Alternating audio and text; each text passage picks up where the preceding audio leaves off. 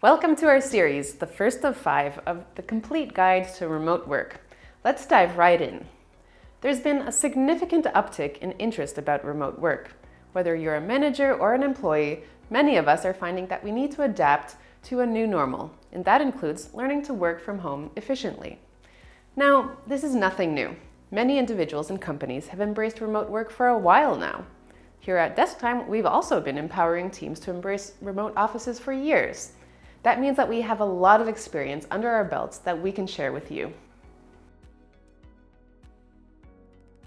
In this video, we're going to go over some of the most interesting statistics and trends that reflect what the current sentiment is of the remote work environment, as well as what studies have found to date.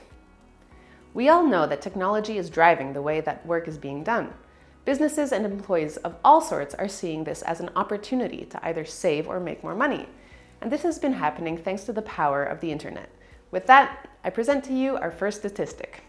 From 2005 to 2018, the number of telecommuting workers, defined as employees who work more than half of their time at home, increased by a massive 173%. Let's put that into perspective. If you compare this growth to that of the self-employed group over the same time, telecommuting grew 47 times faster. Number 2. 65% of respondents believe that businesses that tailor the work environment to the work function of staff are more productive. This is testament to the fact that views, as well, have a strong effect on the shift to working remotely. Number 3. A study found that if employees had a choice between 2 identical jobs, but one doesn't offer a flexible work policy, 80% would turn down the one that doesn't. That's how much people value remote work. Number 4. Over 50% of workers think that work location is more important than the brand they work for. It appears that even the prestige of a company's name doesn't have enough pull to bring an employee to the company's office. Number 5. A 2019 study found that those who work predominantly remotely are 29% happier than the workers who work predominantly in a company's office. Looks like the office workers didn't get the memo. Number 6. Of all the businesses polled around the world, 85% indicated that they saw an increase in worker productivity after the implementation of flexible work policies. Number 7. A university study found that if employees are assigned at random to work remotely, productivity increases by 13%. If allowed to assign themselves, and over half did, productivity jumps by 22%. The goal here was to quantify how much more productive workers can be when working from home compared to working at an office. Number 8. An analytics firm estimated that companies could save as much as $11,000 a year on employees if they're allowed to work remotely just half of the time. That's right, besides an increase in productivity levels, saving money is another perk of having telecommuters. Number 9. 63% of workers think that the 8-hour workday is obsolete, and an even greater portion, 68%, thinks that their work eventually will be done entirely remotely. Interestingly, it's not clear if the shift to working remotely precedes or proceeds the idea that 8-hour workdays are unnecessary. Number 10. 77% of surveyed businesses believe that they've become more successful as a result of not only having access to remote workers, but also being able to retain them better. So, if highly qualified workers are happier because they have more remote work opportunities, then businesses are happier too, because they have a bigger pool to choose from. Number 11. A 2019 survey's results showed that 19% of workers had said that they're uninterested in remote work. Even smaller is a group that would never want to work remotely, just 2%. Number 12. A study found that 20% of workers would take a pay cut greater than 10% to work remotely some of the time. With so many workers willing to forego what some would consider as great salaries, we expect more companies will hire more remote workers. Number 13.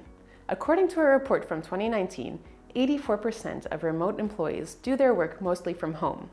While flexible and remote work means that one can work anywhere, most remote employees have their eyes set on working from one particular location.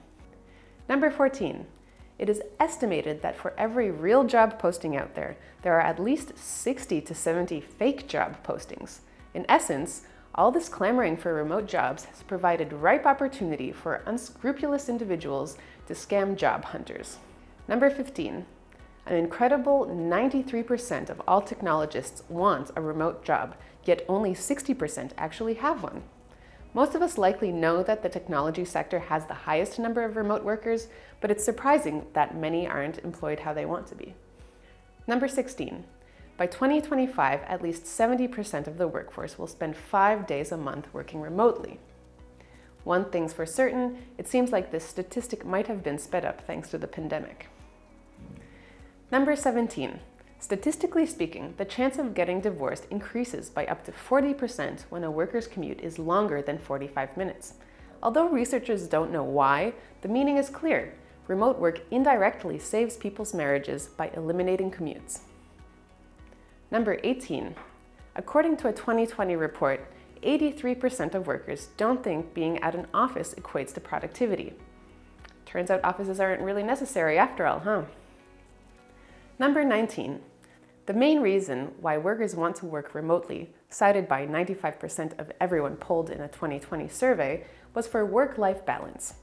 For more specific reasons, 43% chose for better health and well-being.